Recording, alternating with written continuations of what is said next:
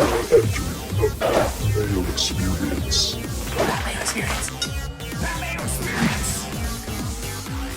Mayo Experience. Experience. Welcome to the Pat Mayo Experience, returning to our series of things you can still bet on. Today, the Florida Derby going off Saturday at around like 5 p.m. or 6:36 p.m. Eastern Time. Tentatively, we're just going to pray that it doesn't get canceled at this point because that's always in the cards these days. But we're going to break down the odds, maybe even look a bit ahead towards potential Kentucky Derby odds. They've listed like 70 horses, so I've tried to gather the people who know the most about horse racing, that I know at least, and maybe try to break this down, find a bet or two in here. But before we get to that, I want to let everyone know to smash the like button for the video, leave your DraftKings handle in the comment section, and tell me your favorite right now to win the Kentucky Derby, and you'll be in a draw for 20 DK bucks. Doesn't matter if you're right or wrong. You just get into the draw. If you want to get into a draw for 100 DraftKings dollars, subscribe to the Pat Mayo Experience audio podcast. Leave a 5-star review, DraftKings handle, something you like about this show. Not even necessarily this show, but the show in general. And you'll be in a draw for 100 DraftKings dollars. I recommend you go back and download yesterday's show, the Cuss Corner Ultimate Fast Food Bracket as well. Because, I mean, you just heard him. Let's bring him in from Sports Grid. Cam Stewart is here. Cam, what do you think would have won the fast food bracket? The fast food bracket, like what restaurant would have won? Yeah, I think A&W would have done well. People like the new thing. Ooh, healthy people. I'm a KFC guy. A little bit out of people's price point.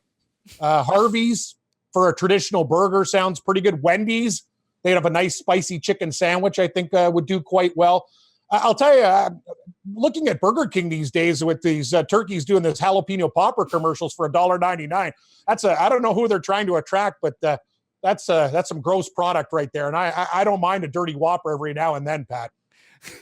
Also joining us from awesomeo.com, he is now the king of NBA 2K simulations. It is Ben Rasa. Hello, sir. Yeah, staying busy over at Awesomeo, doing things I never imagined that I would be doing. Not gonna lie, but we're hanging in there over there, so it's fun to be on again, talk some horses. Do you have any like concrete opinions about the fast food bracket? I don't even know. Cam just mentioned a couple things. I don't even know what Harvey's is. That sounds outrageous. It's a burger joint in Canada. Very good, actually. Very good. Okay. Where's Chick-fil-A? No dice? Here's the thing about Chick-fil-A.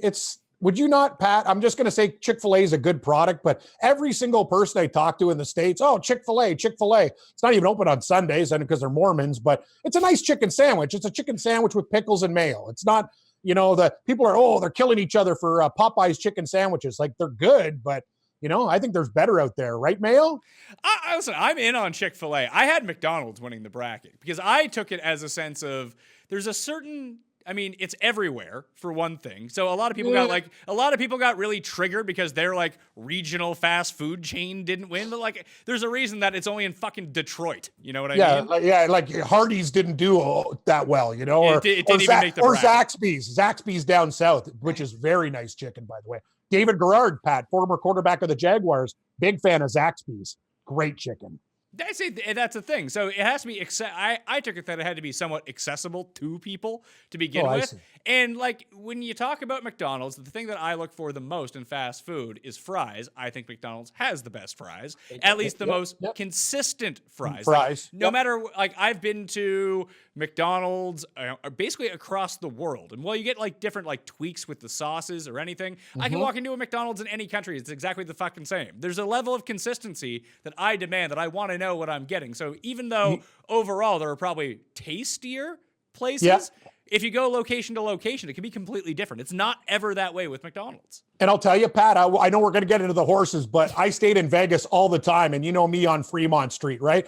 And when I want to save a few bucks, there's a McDonald's in the D, one of the bars and casinos there. It is one of the best McDonald's I've ever been to. And I've been to a million of them too, driving across the United States, going to stadiums, arenas, everything fresh, fast. You said it, consistency, man. And they don't screw around. You could say, hey, this didn't taste whatever, boom, they'll give you a new one. Like, they do not mess around there. That's the one thing about McDonald's. It's a big enough company where they'll give you more food if you just complain about something too. But the one at the D, magnifique. And there's a big thing too. Like I really like. I think Shake Shack has like better food overall, but there is an element to the fast food side of things that if I order it, I get it right away. I don't want to be fucking sitting around for like 10 minutes. Excellent points. Raza, you are like, now that everyone's in quarantine and everything like this is your life. Do you have tips for this? So if it wasn't so bad in New York, this wouldn't be a problem. The problem is it's just really bad here. So like I have to deal with things that I don't want to be dealing with, of course. But no, we're staying put. We're keeping busy. I'm rewatching The Wire right now, keeping tabs on that and looking for things to bet on. It's slim pickings out there. That's the one big problem, of course. Okay, so what is the thing, Ben, that you have bet on that you feel the worst about? So I bet the Tijuana Zonkies in basketball. That was as low as I went. Zonkies. Zonkies, yeah. Which you win some, you lose some in life. But I haven't delved into table tennis or anything too egregious. I'm trying to hold off as best I can. I love table tennis. I didn't tell you, Pat. I'm one of the table tennis champions of the Northwest Territories. I guess there's only 24 people in the tournament, but hey, what do you do? You know, light one up, smoke one, have a few beers, and just destroy your competition. I've been practicing isolation for the past year and a half, Pat. I've been doing these shows from home, and due to you, I've learned a little bit about being my own IT guy. And I'll tell you this. I don't go outside anyway. Like I'll just go for a walk around the cul-de-sac or the complex. And I've basically been living this way all the time. The only issue I have are these hoarders and jackasses who take 20 cases of water and toilet paper. I don't need to hoard. I just want basic stuff. I don't want to use the shower to clean my ass every single time or get a rag. It would be nice if some of these people would actually leave products on the shelves for regular people to buy them. But just a couple tips, Pat, for booze. You know what? Find a way to buy. If you usually get one bottle of vodka, buy 4. If you usually 24 beers, get 4 or 5 cases. Just load up on things that you need so you don't have to leave the house every day. Just go for your minimal walk. That's what me and my girlfriend do. We drink, go for a quick walk if we're not too tired. And that's basically self-isolation. Buddy and I bet on horses. Well, we're here to talk about the horses, specifically, like I mentioned, the Florida Derby. Shout out to Paul for just even putting this onto my radar as something we can bet on. I'm kind of excited because I have no idea what I'm doing. This is why I want to talk to you guys about it. And I do not hold out. Didn't you say that someone at the track tested positive for COVID? Yes. Yeah, we're just taping this, Pat. So on Thursday, Javier Castellano, one of the best jocks too, he's been around a long time, veteran guy. He tested positive and he was at Gulfstream. So I don't know what they're going to do. I'm basically watching Gulfstream right now. They're in the 6th race. So hopefully this thing won't get canceled because if one jockey tests for coronavirus, I don't know what's happening. But you said at 6:36 on Saturday, the show must go on, buddy. But I got to tell you, if one of the jockeys tested positive, that is not a good sign. And Shag brought up the best point. No social distancing in the start gate. That's a problem. Yeah, well, Ben, like you're pretty familiar with how like a lot of these tracks work. Like, it does seem like you see like Dana White trying to force UFC cards to happen. He's having little to no success. They're announcing boxing fights, and horse racing is still going at the moment. It seems like all these sports that like survived the Spanish flu in the early part of last century, are the ones like still kicking it right now. Yeah, they can't be killed cockroach style, but Cam brought this up right before the show. I mean, Castellano, he has a mount in this race. Yes, he does. On one of these horses. That's going to be a serious issue. I don't know if it's going to be as simple as they just get a new jockey for Candy Tycoon, who's the horse. That's something that is going to be really interesting to see how it unfolds. I would imagine if they can figure out that no one else has tested positive. I mean, the logical thing would do is to shut the entire thing down. Doesn't sound like that's what they want to do right now. Not in Florida, Pat. They roll by Florida laws a little bit different than the rest of the world. These guys say it just keep on running. And let's remember one thing, guys. Last time the Louisiana Derby, we were sitting there watching the races, and right after the last race, Fairgrounds is closing. So they had the Louisiana Derby. Boom, they shut this thing down. Is Saturday going to be the last day of Gulfstream? That could happen too. Yeah, if they don't get forced into it any part earlier. So you might replace the jockey, or you just take the horse out of the race, Ben? No, I mean, I think that they could just get another mount for someone. Yeah. But I just don't know if they're going to be able to swing what Fairgrounds did, where it's like, all right, we'll get the points in for the Derby prep, and then we'll shut down. It's going to be dicey. It is. Well, let's talk about this like it's actually happening, because that's just a more fun world to live in. So, the starting gates and the odds. First up, and Cam, if you have like fun nicknames for these, I mean, you can read them off if you want. Like if you have like voices for them or anything. Not really, Pat. No, I just I got a couple of guys that I like. I'll give you a couple horse sound effects, but that's about it. I will hit you up with the odds right here. Starting post 1, as seen on TV, basically the ShamWow of horses. That's 12. I love it. Phil Swift, Flex Seal. Chevrolet in post 2, 30-1. Disc Jockey, the DJ. Number 3, 20-1. George Soros. It's probably some sort of weird conspiracy with this horse. 30-1. Gouverneur Morris. Yeah, the Gouverneur. Hello, Gouverneur. Gouverneur. Going off at 8-1. Yep. Oh boy, this is going to be a tough one. Azhaweed. We're going to say this is a Spanish horse. Yeah, that's about it. I'll give you that. Yeah, that's a good one, Pat. I'll accept that. 20-1. Then you got Tis the Law starting in post 7. The overwhelming favorite at plus 120.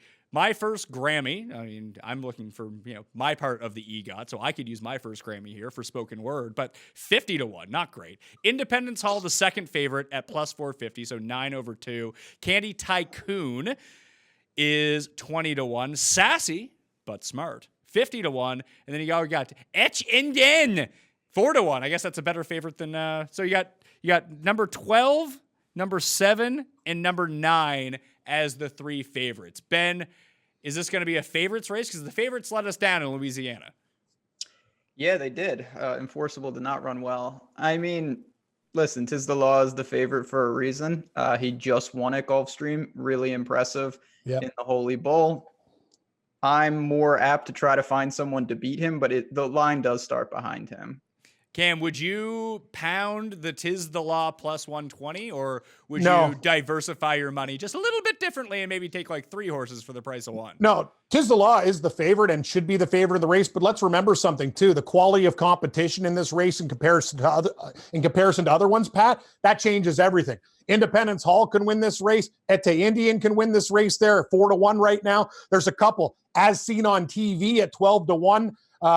It's the horse is in the 1 hole, but with a good start, and it's a pace setter too. So a lot of the time, if this horse could just get out there, lull these other horses asleep, and there's not too much speed, we could have an upset at 12-1 there. That's basically what I'm trying to do, Pat, is knock out the favorite. Or if you're doing any exotics, you could put Tis the Law in there, because I got to believe this horse is definitely top 3 and 4. But let's find something else. And we talked about this last time. We do all the big races with Kentucky Derby and everything else. A lot of the time, that 40-1, maybe finishes second or third. So that's what blows up the trifectas and the superfectas. But if I were going to take one horse, I'm actually probably going to take Independence Hall right now, the second choice at 9-2. I think this horse is good. I think this horse can set a pace. I think this horse can have enough juice down the stretch. Tis the Law is a very, very capable horse, but I'm looking at that line value, and I don't see a lot. And this competition will be a little bit tougher. So I would watch out for Independence Hall at 9-2. I like that price. Ben, do you think that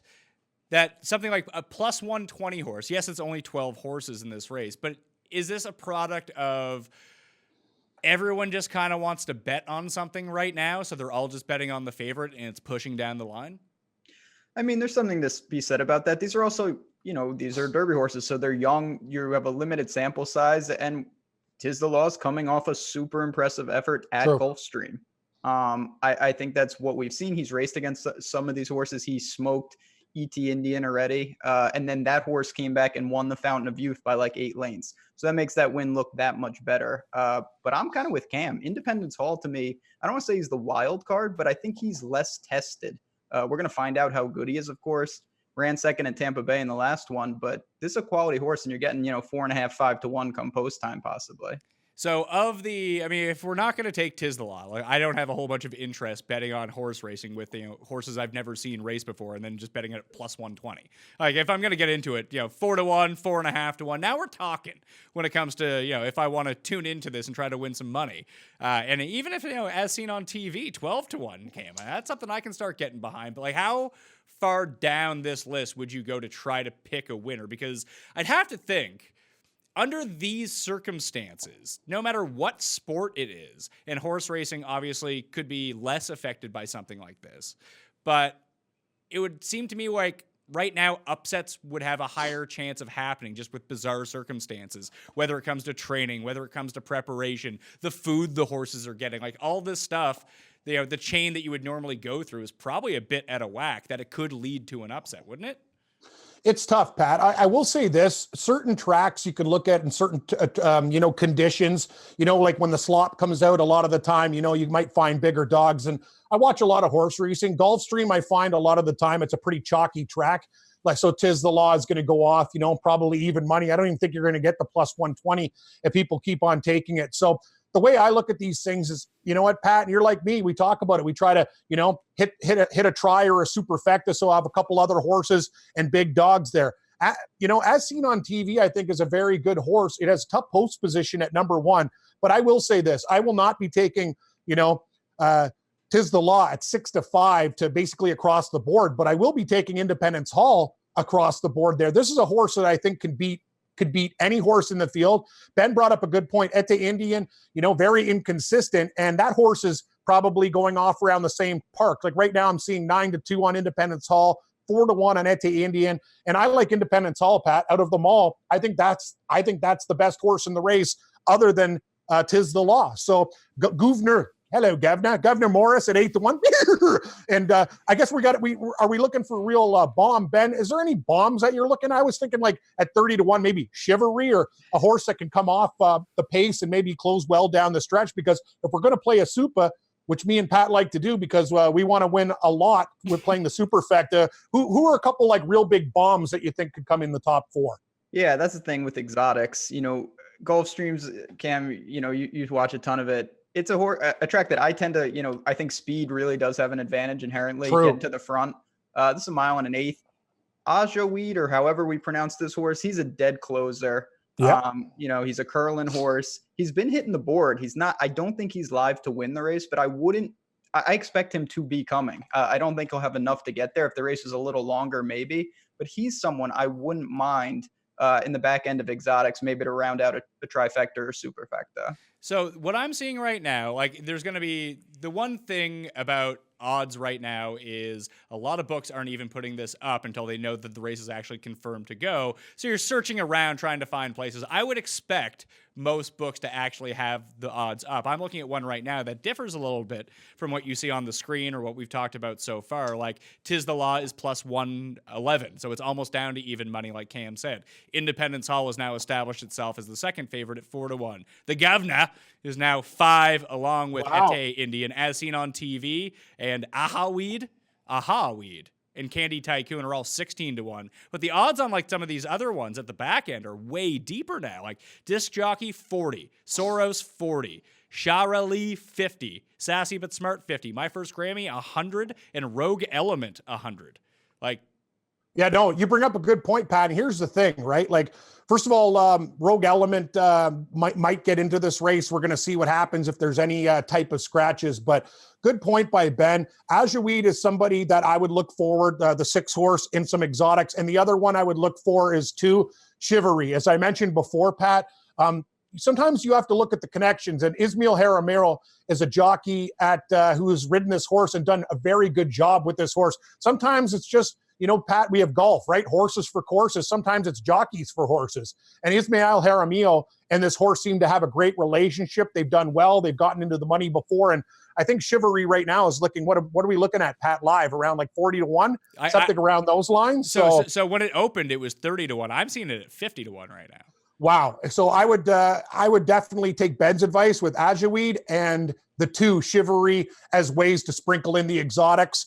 And I would try to and if you're going to do that and you want to knock a horse out, Ete Indian is the horse that I would knock out. Between him and Independence Hall, they basically have the same odds. I would go with, Tiz the Law, Independence Hall, and then we can sprinkle all around with Governor Morris, Chivalry, and Ajaweed. And if one of those pops up, say one of these guys comes in, second or third, you could do some real nice things. And we can afford to box something, Pat, if we don't have 1 million horses in our tries and supers. Well, let's get back to that in a second. Ben, because we always have this argument in golf, like, are there courses for horses? Does course history matter in golf? And it seems like some guys, yes, some guys, no. Like it's basically a coin flip most of the time. Would you go with Cam on that there are jockeys for horses or jockeys for tracks? Yeah, I mean, I think there's certainly horses for tracks. Certain horses just respond at Gulfstream per se, or at Oaklawn or wherever they may be. Just like running in the slop or running on a firm track, and if they're on the turf, which of course this is not. So there's something to be said about that, and finding a connection with the jockey, with the trainer. A lot of people are going to look to Pletcher, of course, for trainer. Velasquez, that combo on Governor Morris is somewhat interesting, but these are still pretty young horses. I think you can really reach in the exotics for some of those longer shots, and hope that, you got to set the pace. If you back someone like Chivalry or Ajoweed, you want a fast pace, you want fast fractions. Hope that a speed duel develops, and then that the closers really have a chance. So, Ben, can you walk me through, because Cam did it on the last time we were on for the Kentucky Derby. This time I'll get you to try to explain it, because eventually it'll stick in my head. We talk about boxing horses and exotics and trifectas and superfectas. Can you just briefly outline for the people who might not know what that means? Yeah, so, when you bet horses, of course, you can bet to win. You need the winner. You can bet an exacta, which is you need the guy who finishes first and second. A trifecta is first, second, and third, and a super is first, second, third, and fourth. But when you talk about boxing, that means that you're going to get every combination. So if you take horses 1, 2, 3, and 4, if you bet a superfecta like that, you literally need the one horse to come in first. If it comes 2, 1, 3, 4, you would lose. When you box it, you have every combination. So if it's 4, 1, 3, 2, you win. 4, 2, 1, 3, you win. Now, of course, that's a more expensive ticket, as Cam mentioned. And if you have multiple horses, the permutations really add up quickly. So, Cam, I mean, you're like me. You love to play like a good parlay, on a week 6 of a football season. So, like, this is right up your alley. Oh, it is. And basically what you're going to do is, you can't make it crazy. Like, I don't want to go to the OTB or online and drop $200 on bets. But if you key a couple horses, basically, Pat, to win, I'm going to have, tis the law, but I have to take another horse, right? So we're going to go with our 9 horse there. We like that horse. He's very, very solid. So we're going to go with Independence Hall. And then after that, so you can go 9-7, and then we go 9-7 in the second row. And then I'm going to add a horse, the 5, right? Hello, governor. And then for the other ones, we can go, okay, who do I think is going to finish third? This is where you can sprinkle it in. 5, 9, 7, 6, 2, or do something along those lines. Because if you take 4 or 5 horses off the top and do it, next thing you know, the ticket's going to go up exponentially, right? So the way I look at it right now, I'd go 9-7 with 9-7-5, and then I would go 9-7-5, and then throw two other dogs for the triactor, which we like the 2 and the 6. That's basically how we're going to play it. Okay, so that would be Independence Hall and Tis the Law to finish first. Box them in. For second, we'd go Tis the Law, Independence Hall, and the governor. Hello, governor. Yeah, and then we'll do the same, and then we'll add 2 of our underdog horses that Ben was talking about, the smoking the weed, and what else do we got there? Yeah, hash pipe. What was his name again? Juju weed and Chivalry. The other? Yeah, and Chivalry and smoking weed. Yeah, we'll add those 2 to the 9-7-5, and boom, and then you could play that as a triactor, and hopefully that one of these bombs comes in third. I guess if you really want to spend a little bit extra money, you could put those guys in the second hole after 9-7, because that would really, really blow up the top board if one of those horses finishes second, right, Pat? But then you're going to start to pay a lot more for your ticket, buddy. With the calculator. Yeah, I mean, I'll try to have to figure out how all of this is calculated to begin with. Ben, how does this sound to you? Is this just pure degen action, or is this something we could do? Oh yeah, it's both, which is the best kind. It's definitely a little degen, but that is how you want to structure it. And as Cam just mentioned, it's about risk tolerance. If you want to go for it, you can put Ajoweed and Chivalry and those horses in all 3 spots, and that's more of a box situation. If they ever won the race, you're laughing. Would be massive. Now, if you want to be a little more prudent, you have them on the back end as hoping that they come, in third place, and they can round out your ticket for a lot less money. So I think I might have to do this. I think I'll keep 9 and 7. No, we do, Pat. Maybe we go 9-7 with 9-7-5-2-6, 9-7-5-2-6. How much would that ticket cost there, Ben? I don't know. I'm trying to think there. So that'd be two. Depends how you play it too. You could do, Pat, you could do a 10-cent super. You could do a 25-cent super. You could do $1 super. You could do all sorts of other things. You knock it down to a 10-cent super. That's not going to cost you a fortune. That's the way to play it if you want to add horses. And then you get that 10 cent, and the $1 super it'll blow up the tote board if any of these dogs finish like second, third, or fourth, or win, and you have them. So if I go, let's say I go 3 on the top and I throw in the governor as a potential winner as well. And then I do the 5 and 5 then, and I play $1 try. That's going to be like $100 and something bucks. Yeah, I think that's. Yep, that's about right. Fair. Yeah. I mean, give or take. I feel like I can swing that. Or Pat, you could do with that $1 try. You could turn it into a 50-cent try, like $60 ticket instead of $120 ticket. You know what I mean? Cam, I have nothing to bet on. I haven't been losing money on golf play a $10 try after that, Pat. Spend $1,000. Go for it, buddy. Go for it.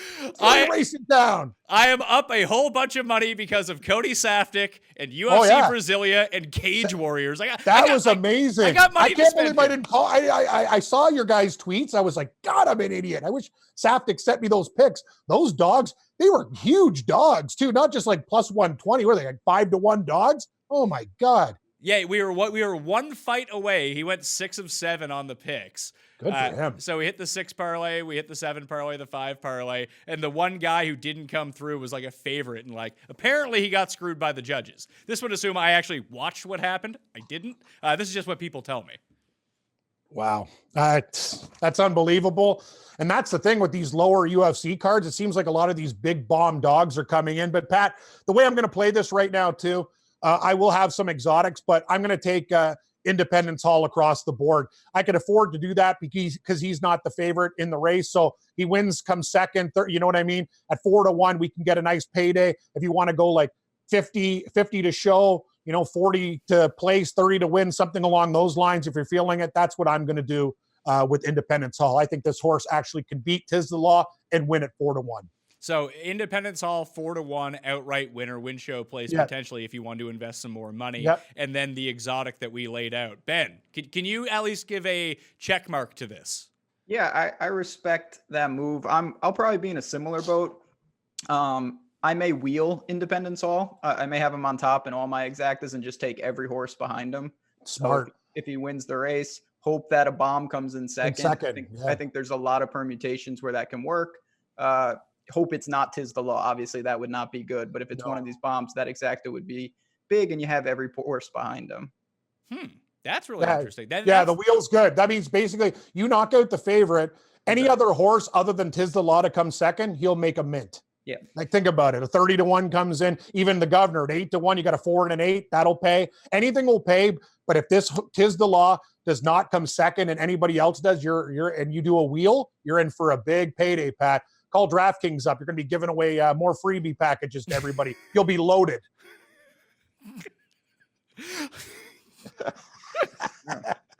I don't know if I'm supposed to say that, but anyway, I don't know what the hell I'm doing, but anyway, I just hope Independence Hall wins. That's basically that's what we're doing, Pat. 4-1. Let's do it. So Ben, if you do that wheel route by Xing out the favorite, putting Independence Hall at 4-1 at the top of your exacta, and then putting the rest to come in second place, how much more of an investment monetarily is that? And what would even worst case scenario? Let's say if it was Independence Hall and the governor, so you have a 4 and you have a 5. 4-1 win, 5-1 to come in second. Obviously, if you just bet Independence Hall to win, it would be 4-1. What then would be the odds on that? Would it be like 30-1? Yeah, I mean, it's pari-mutual wagering, so it depends how much is in the exacta pool, but you would get a nice payoff. And you have, 12 horses in this race? So there's 11 horses behind them. So for that ticket costs you $11 for every dollar. So if you have a $5 exacta with Independence Hall and everyone behind them, it's $50. That's a great price. And if Pat, the thing is, if that other horse comes in second, you knock out the favorite, you'll do fine. You just if Tiz the Law is not going to finish second, you're going to be loving life, Mayo, loving it big time. In a rare chance, if somebody from the depths comes in second, the exacta be gigantic. Huge. So if like Chivalry at 50 to 1 ends up coming in second, like it's that exact bombs. Like, yeah, I might pay, what do you say, a couple grand there, Ben? Yeah, I mean, with 12 horses in the race, with Tis the Law, if he goes off around even money, most people are going to have him in their exactas either on top or just in the pool. It would be big. Now, it wouldn't be nearly as big. And of course, when you're wheeling, you need Independence Hall on top. If one of those horses ever won the race and Independence Hall was second, certainly you would lose the wheel. But if you had that boxed, forget it. That would be thousands. Monsters. Yeah. So, hey, just to pure up cap the race, like if Tis the Law is going off at even money, would you say that he has she, I actually have no fucking idea, but is it a 50% chance to win the race? I mean, that's what you would need from even money, right? Yeah, I would say no. I would say no too. I would say he does less than a 50% chance to win. Is he going to win? He's the favorite. Yeah. But I'm just saying, I like Independence Hall at 4 to 1 more than this horse at even money. And I think it's basically, I think either of them can win. So I'll take the 4 to 1 horse. So Ben, if we just X out the favorite and try to hit the rest of the board, how much is that like betting against the pass line and craps? Yeah, there's some correlation to that. I think that's a fair analogy. The thing, listen, a lot of horse racing is the trip. Like Tis the Law on the last race, if you watch it, he had a perfect trip. He was sitting exactly where he wanted to be. They turned for home. He blew right past him. If it sets up like that again, he's going to be in really good shape. If he gets blocked, if a pace duel develops, there's a million factors in horse racing that ups the variance. And that's why, you know, when a horse is going off even money, there's a lot of things that can go wrong to derail who is the best horse. All right. When you guys play, you say you're watching Gulfstream right now, Cam. Are there any other like races from that day you got to lean on, or is it just like you're watching it by minute, see what's going on? No, I just basically, Pat, like I have a cup of coffee or 9 cups of coffee in a day. I turn the horse racing channel on. So, you know, I'm watching Gulfstream. I got a bit of Oaklawn. I got some Golden Gate Fields. This is what I do in the afternoon, but nothing has changed. I've been basically like this coronavirus thing. I've been living like this for the last year and a half. I've actually lost 7 pounds and I'm doing nothing differently. I'm probably drinking more beer and soda and coffee, but I don't know what it is. Like this is who I am, Pat. Like my life has not impacted me. The only thing is I don't see my friend a little bit more when we go together more for beers and have that type of company. I'm just doing it alone, but I did that before anyway too. So who cares, right? I mean, there's some app that's out now. It's not FaceTime, but it's like a FaceTime equivalent. I think it's like Party something. It fucking sucks, but it does get you face to face with all the people that you know. So it's not so. I got to be honest with you. I don't really miss them. Like, you know what I mean? It'll be nicer. Like I have a couple buddies that I see and, you know, they want to come over, smoke, have a couple drink, do whatever. It's just, and it's nice because you kind of don't see them as much. And it's, the visits are pleasurable because when you see them every day, you kind of take advantage of it. Right now we're seeing each other less and it's fun. You know what I'm saying, Pat? No, absence makes the heart grow fonder. Let's put it that way. Yeah, just keep everyone away for a month, and then when you can ease them back in, it's like, hey, it's great to see you. Not, I fucking hate you. Please go away. Exactly. Ben, are there any other cards that are coming up that you think you have a lean on, or is it just like let's play this one by ear and see how it goes? Yeah, I mean, there's some big races before that race. You know, not to get into a wormhole, but if you're running pick 3, Zulu Alpha's a couple races before he's going to go off less than even money after coming off that race. In the race right before them, there's some decent horses in there. Murad is in there. That's a horse I've had my eye on for a while. It's a blame horse, but this is the big, this is the pinnacle of that day. And then we would normally be setting our sights on the Derby, but the Derby's not for a long while now. When has the Derby been rescheduled to? It's late. You're talking September? Yeah, September. Yeah. So so almost like I was trying to factor in, like, do upsets happen because of the conditions that are going on? Maybe the same sort of training schedule or feeding schedule can't go through. Maybe the horse steroids are not showing up. I don't know. Maybe like you said, one of the jockeys has coronavirus, so it's going to have a new jockey on it. That if you push the Kentucky Derby outside of its normal time frame, does the track go differently? Like, do the elements have anything to do with it? Does that open up a lane for a horse maybe you're not thinking of that could potentially come through? I mean, for me, it's just bizarre. Like, I go to Saratoga every year. Like, they're going to run the Travers, which is a huge race before the Derby. It gives horses more time to accumulate points and things like that. I know for me, And Pat, we talked about this a little before the show. The horse that I really like for the Derby is hurt. He hasn't run in a long time. It's Maxfield. He's going to have a lot more time now to get back into it. I don't know if he would have been ready if this race was run in May. Yes. Great point. So Cam, I'm looking. They've released Derby odds right now. So Tis the Law and Charlatan are the two favorites at 6-1. Authentic is 7-1. Rafael Nadal is 8-1. Mischievous Alex, 10-1. Maxfield is 16-1. That's a great price for Ben's horse there. But- 16-1. That's great.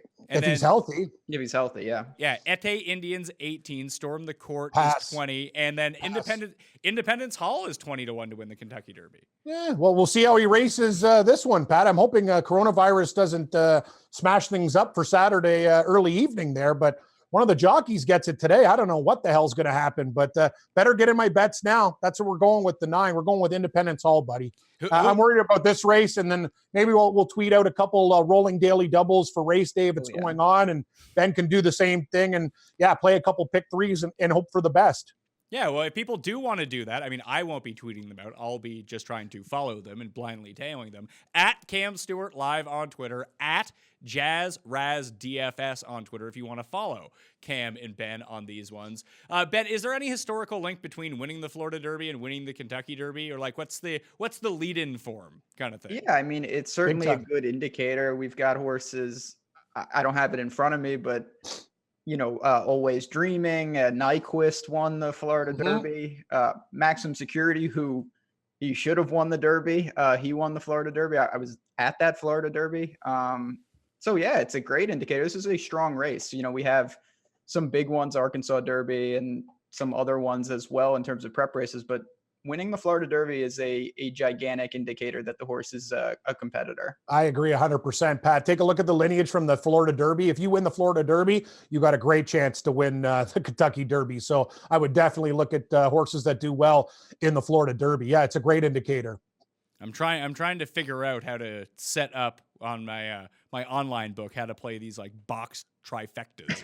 I could help you out with that, Pat. No problem. It's pretty easy, actually. Yeah, it's easy. You just, they'll have lists of like 1, 2, 3, 4. So all the horses you want to put in first, you go click, click, click.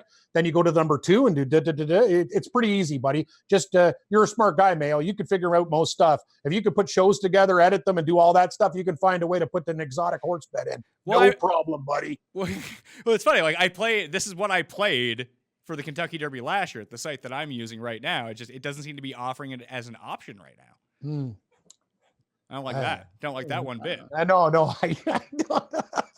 I don't know what's going to happen. I got a feeling if this jockey tested positive, he's been on horses all day, guys. Like, we did the show, Pat, but let's hope this race even goes down, buddy. And then you can call me in a while. We'll go do grocery tips during coronavirus. I guess we can do another show down the line too. We'll just knock them out of the park, buddy. New topics all the time. Yeah, I will call you. Do you have a tease for that? Your any sort of grocery tips you have right now?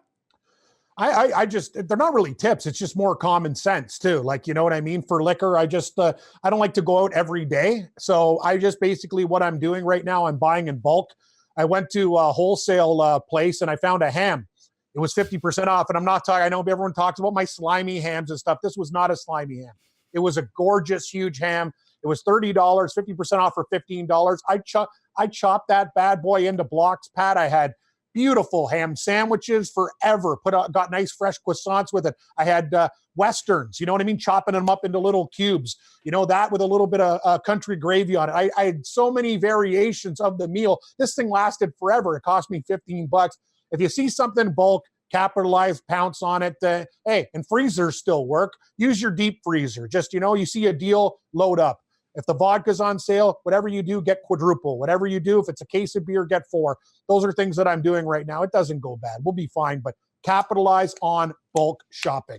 Are you pretty pumped that they didn't stop the delivery of weed to people's houses? Oh yeah, that's it. What are you going to do? It's an essential service, buddy. The thing is, though, I got to understand though, like whose hands are touching that stuff. You know what I mean? It's interesting.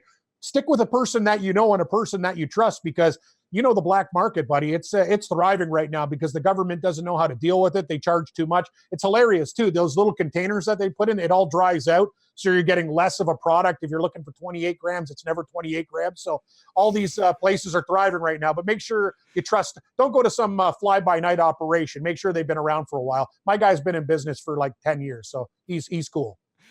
Ben, do you have any grocery tips or weed buying tips? I was going to say, I thought we did a good job breaking down the horses, but that was nothing. You fast forward through that part of the show. This is the meat and potatoes of it. Cam's grocery shop. I'm going to have to write this down because we're struggling down here to get food in the house. We eat out for all meal. Like neither of us cook, me or May, and it's problematic. So I'm going to have to shop for some ham and get started here. Another thing, Pat, is a lot of people are moving to hash because it doesn't go bad too. You can keep a piece of hash in your fridge for forever. Like it's just one of those things, right? So anyway, it's just whatever you want to do. There's ways to shop, economize, and when you buy bigger portions, it's always cheaper.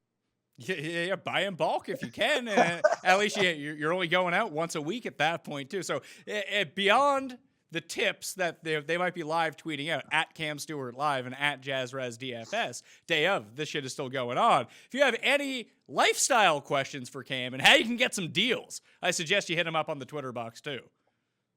Yeah, I'm not going to tell you like I'm a maven of working out, but I'll do like for lazy lifestyle things like Hainzer and his French onion soup and all the other stuff. Yeah, maybe a few recipes too, Pat, that'll get you through. Chilies are good this time of the year too. Just load them up. You can freeze them. There's so many beautiful things you can do. That's the thing about the coronavirus. I'm going to be honest with you. My life hasn't really changed that much, Pat. Not at all. I'm doing the same things I always did. I just stay away from people, and I didn't really talk to very many people to begin with when we started working from home. So that's about it. Yeah, Ben, there's a lot to be said. Like, you see people who do sports gambling and DFS and stuff like that. They're giving their medical advice, and then they're giving their stock tips. Like the only thing that anyone actually has the real experience to talk about is being in self-isolation. Yeah, it's fascinating how everyone seems to be. Listen, I'm not going to go down that wormhole, but I think too many people, even in DFS, you got to know what you don't know. I think that's one of my best skills. I realize that there are a lot of things that I don't know. So I go and I find someone that knows about them and I listen to them rather than trying to do it myself. And that goes for this situation in every facet of it. So Excellent point. That's the thing. Like, I'm not going to blow my money that I'm making. We're making less money too. We're doing less shows. Like, I'm not going to bet some table tennis tournament that I don't know about, some stupid soccer game at 4:00 in the morning that, you know what I mean? Like, I'll listen to people that really know. You show me your ticket or you can make money at it if you're good at it.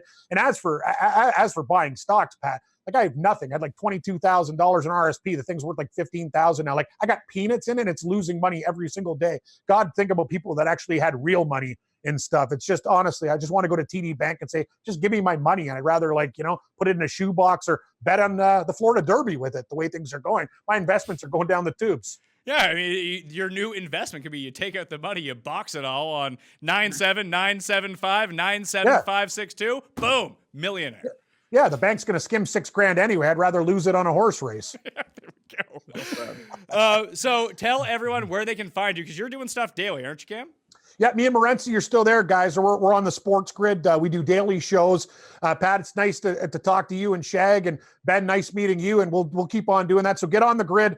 We'll have videos every day. Gabe and I today, we ranked our top 5 receivers of football of all time. We talked about our favorite Raptors. We do food. We do questions from the people. So we have videos there, Pat, and tune in. Yeah, we're on Red Heat and Rage on Sports Grid, and more videos to come. And we're still betting too. We're still, sports that are out there, horse racing and stuff like that. We got picks for that stuff. So nice to talk to you, buddy. It's been a while, and I'll have some food tips for coronavirus shopping too. Well, we might need to get you and Cust on together so you guys can duke it out on the best canned foods that are going on right now.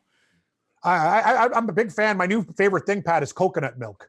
You could put it in anything. You put it in coffee, and I've been making some fresh curries from home. Coconut milk is so versatile. Like an idiot can make a curry like I do. You throw in some garlic, some potatoes. You got like chicken curry and potatoes. It's great for you too. Great antioxidants, good for your heart because I like to do some bad things in my life. So a curry meal can really blow it out when it's better than vitamins. Do you mix it with your ham? No, I know. I do chicken for that one. Ham I keep separate. I'd prefer just a chicken curry or a beef curry. No ham in the curry, no. Ben, tell everyone what is going on at Osimo right now and where they can not only find you, but like what you guys are giving away over there. Because I like your guys' pivot to content. It's been actually like quite seamless. Yeah, it's actually been a lot of fun. We are running NBA 2K Sims. We're doing a bracket tournament, $10,000 to first. So that's up and running. Got daily challenges every day. We simulate the game. We talk about it.